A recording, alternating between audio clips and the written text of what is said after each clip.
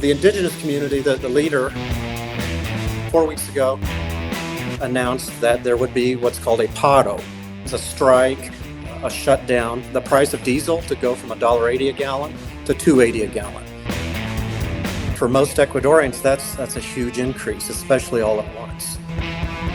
The shelves are pretty much bare. No dairy products, no meats, even like potato chips, bags of potato chips gone, toilet paper gone. What's it really like to live through one of Ecuador's longest national strikes, when roads are blocked, food and fuel run short, and entire regions are cut off by highway closures? Today, we hear the truth from an American retiree who's trying to survive it all.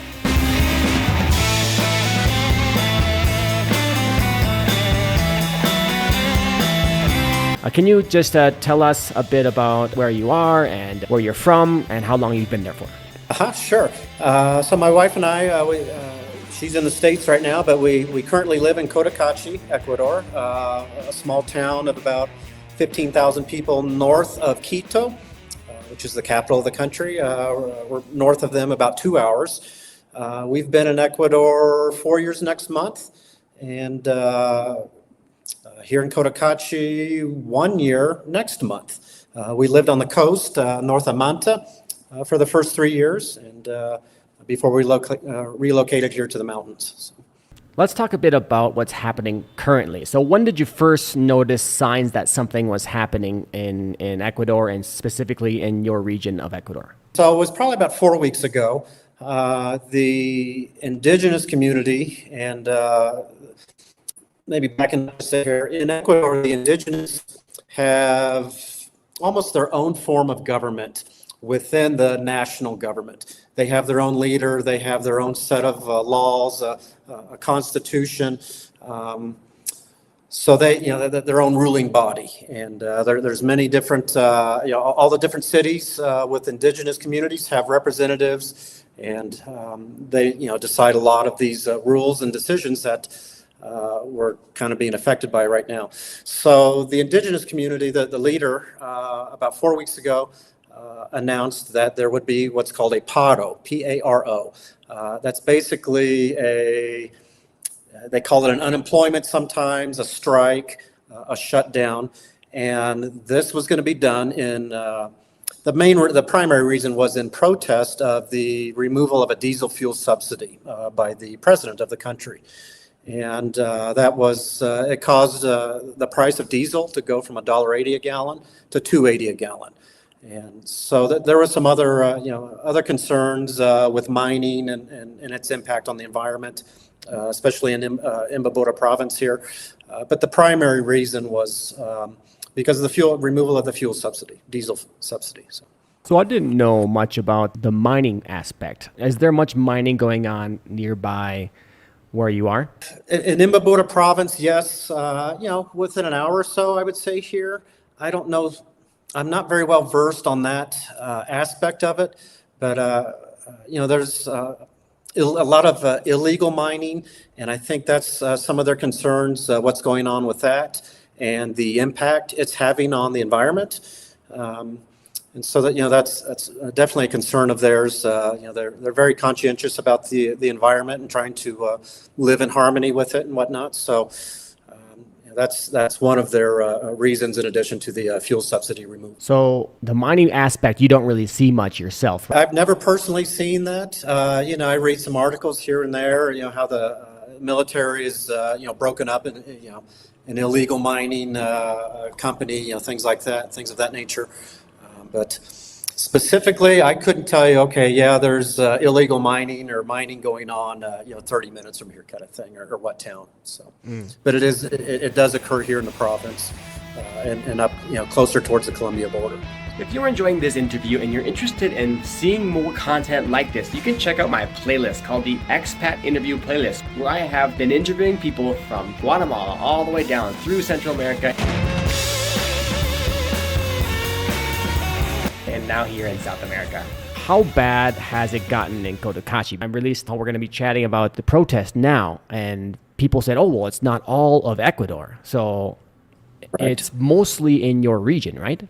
Correct. So unfortunately, Cotacachi and a neighboring town, Otavalo, we're kind of the epicenter of all of this right now, of the paro. Other parts of the country, on the coast, there's virtually nothing happening right now. There's no lockdowns, there's no blockades of roads. You get south of Quito and Riobamba, down towards Cuenca, those areas. There's really very little going on there. Some isolated pockets of protests, but the intensity of this paro is here all around us, unfortunately. So. Right. So tell us, how bad has it actually gotten? Because you mentioned a blockade. What exactly is happening? I'm trying to think of the best way to explain this. So really, there's no way in or out of Cotacachi right now. Otavalo is pretty much blocked off as well. We live just outside of town, about a mile and a half. The roads from our gated community into town up till a couple days ago have been blocked off, so we couldn't even drive into town. But on a larger scale, the roads feeding into and out of Cotacachi likewise are blocked off. So really no one can get in or out. These blockades are, they can consist of downed trees, piles of dirt, 4 or 5 feet high, boulders, and they're, some of the larger blockades are manned by some of the indigenous and guarded, so to say. So those are the nearby surrounding roads. When you get out towards the Pan American Highway, that is completely blocked off from basically Cotacachi all the way to Cayambe, which is a larger city on the way to Quito. So there's no traveling the Pan American Highway right now, and that's obviously a major highway, one of the largest in the world. You had an issue with your wife, Janet, right? Janet had to do a bit of maneuvering to get to the airport because of those blockades, right? Exactly. So she had a flight back to the States last Thursday morning, a red-eye flight. Because of all the road blockages, there was no way to get to the airport, no easy way from here. Typically, it's about 60 miles, an hour and a half to 2 hour drive at the most to the airport from us. But because of the blockades, that route was inaccessible. So with the help of some other expats and a local driver named Patricio, he was able to get Janet out. It was quite an ordeal. They had to actually drive to the coast first. They had to drive to Esmeraldas, which is probably a solid 6 hours from here. So they drove to the coast and then came back inland to Quito through a more southern route. So it was about a 14-hour trip from here to the airport. But she did make it. She got out. She's back in the States with family now, and thank goodness. I've told her, you just need to stay put there until all this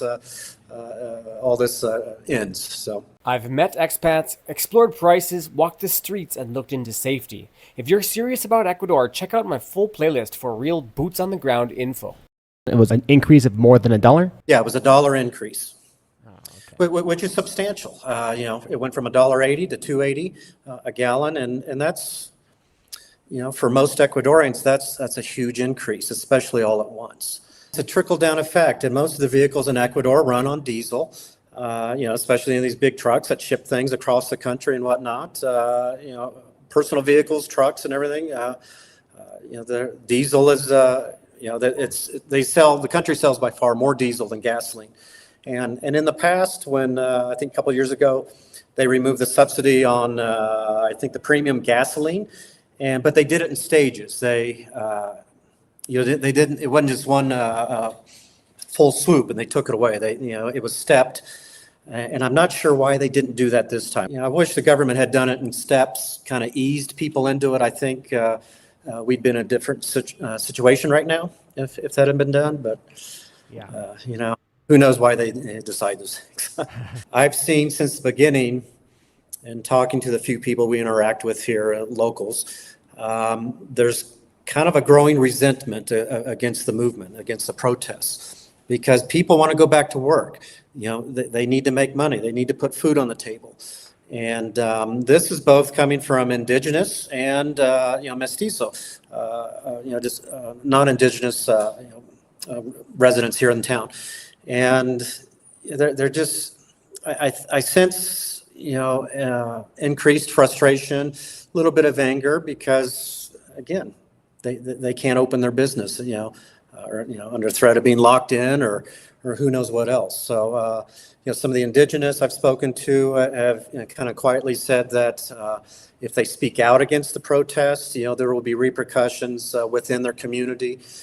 So they're being, somewhat coerced to support something that they don't truly support. Again, they just want to work. They just want to, go to work, make money, support their families, and I don't blame them. It's a really kind of a hard thing to process right now, of these protests, because they're hurting their own people, essentially, in my opinion. So let's talk a bit about work and about stores, because you mentioned that about 90% of the businesses are closed. So talking about stores and like grocery stores, places that sell food, or the ones that are open, do you notice that they're starting to run out of their supplies? What's going on with that?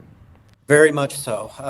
So our biggest grocery store here in town is called Tia. It's a national chain here in Ecuador. They were open the other day. I was able to slip in and look for some things. This was about 3 days ago. And the shelves are pretty much bare. No dairy products, no meats, even like potato chips, bags of potato chips gone, toilet paper gone.